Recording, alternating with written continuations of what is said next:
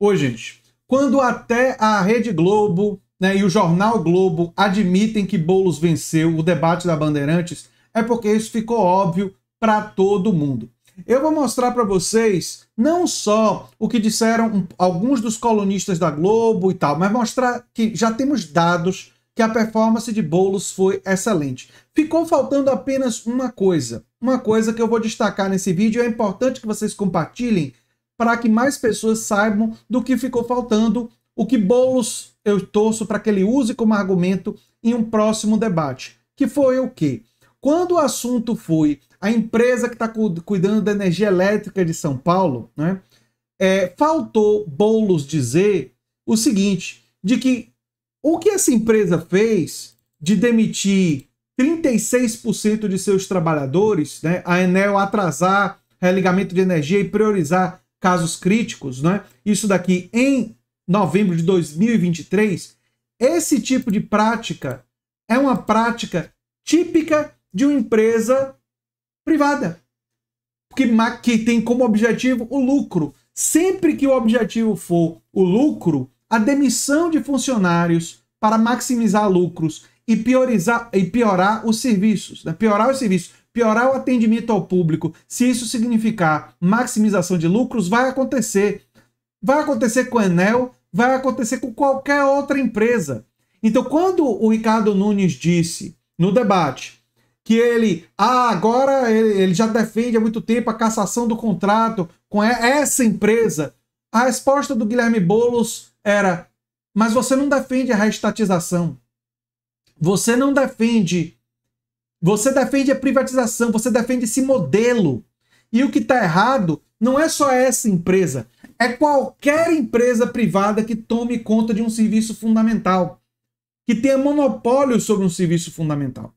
Eu tenho uma hipótese porque talvez Boulos não tenha dito isso. Talvez eles tenham pesquisas mostrando que a maioria dos paulistanos, né, a maioria dos cidadãos lá da cidade de São Paulo, concordam, né, com a ideia da direita, ou seja, já foram colonizados pelo pensamento da direita de que essas empresas devem ser privatizadas. E aí eles estão com um certo receio de polemizar num assunto que talvez eles não tenham a maioria absoluta.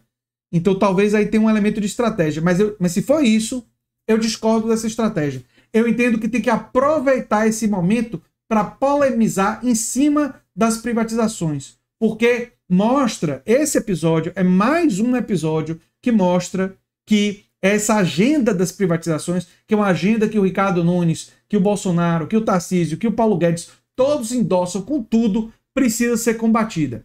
Sobre o debate, olha só o que disseram os analistas da Globo.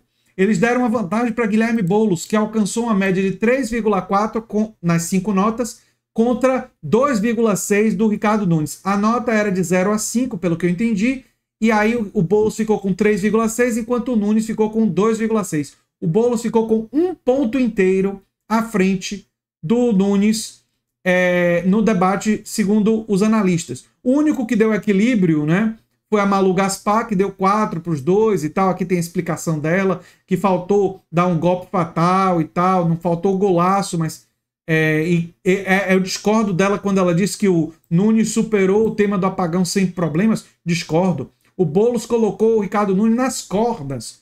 Perguntou várias vezes da responsabilidade do prefeito em relação às podas das árvores. E ele ficou fugindo. Porque se ele dissesse a verdade, a responsabilidade da prefeitura, e a prefeitura está faltando com isso.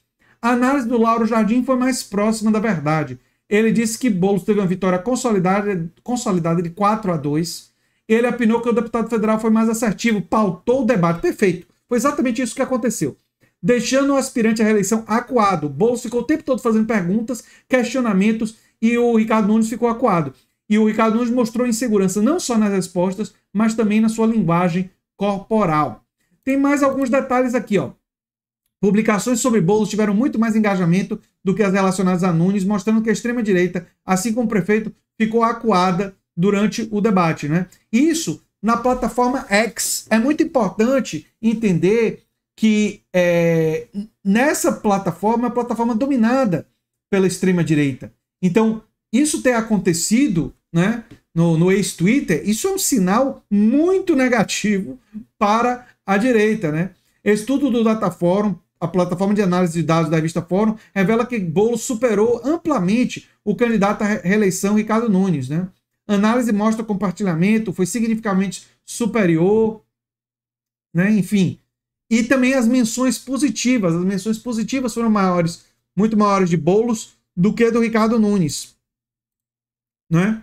Do que do Ricardo Nunes. Aqui, ó, tem uma análise do UOL e tem uma análise muito semelhante. Olha, a minha análise é a seguinte. A minha análise é que o Boulos ganhou o debate, foi melhor, sim, mas faltou um pouco esse elemento da privatização e ele deveria ter insistido mais. Ele insistiu bem na questão da pandemia, mas eu acho que aquele tema é um tema que tem potencial.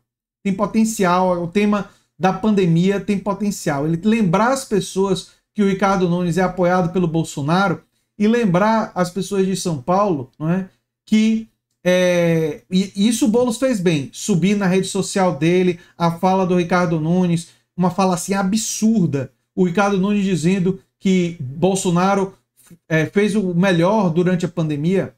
A atuação do Bolsonaro durante a pandemia, segundo a CPI da pandemia, isso não é a minha opinião, é a opinião da CPI da pandemia, é uma atitude que cabe ser indiciado por crimes contra a humanidade. Crimes gravíssimos. A CPI da pandemia entende que Bolsonaro deve ser responsabilizado. Por quê? Porque Bolsonaro falou contra as vacinas. Ele falou. Ele próprio disse que não ia se vacinar. Quer mais fala forte para incentivar as pessoas a não se vacinarem de um governante do que essa fala? É óbvio que o Bolsonaro foi contra o distanciamento social, foi contra as políticas de isolamento, ele foi contra tudo isso. Ele defendeu imunidade de rebanho. Todos nós nos lembramos disso. E o que o Bolsonaro defendeu teve um efeito. Eu já fiz um vídeo aqui e seria interessante Boulos recuperar, não meu vídeo, mas os dados que eu trago no meu vídeo, de que os municípios mais bolsonaristas foram os municípios que mais gente veio a falecer do Covid. Para mostrar o seguinte, quem seguiu as orientações do Bolsonaro, predominantemente, na média, pagou muito mais com a vida do que os municípios que não se seguiram as orientações do Bolsonaro. E é essa figura contra a ciência, essa figura que propagou tanto o negacionismo científico, que apoia o Ricardo Nunes e que quer ver a agenda das privatizações, a agenda da extrema-direita implementada em São Paulo e no Brasil. A disputa em São Paulo é uma disputa realmente muito importante, porque ela opõe com clareza esses dois campos. E eu espero que vocês compartilhem esse vídeo para a gente fortalecer as pessoas a terem clareza sobre isso e saber que derrotar a extrema-direita não é uma questão simplesmente, digamos assim, de preferência. Derrotar a extrema-direita é uma questão civilizatória, é uma questão fundamental da humanidade. Da humanidade. O Ricardo Nunes tem falado que o aquecimento global é um problema sério, para tentar passar uma imagem de moderado. Quando o Bolsonaro indicou negacionistas do clima e ameaçou sair do Acordo de Paris. E todo mundo sabe que, sendo eleito o Ricardo Nunes, a sua gestão será ocupada, será dominada, será controlada por um monte de gente da extrema-direita, entre esses muitos negacionistas. Essa é a agenda desse povo, de privatização, destruição dos direitos sociais, criminalização dos movimentos sociais e de negacionismo.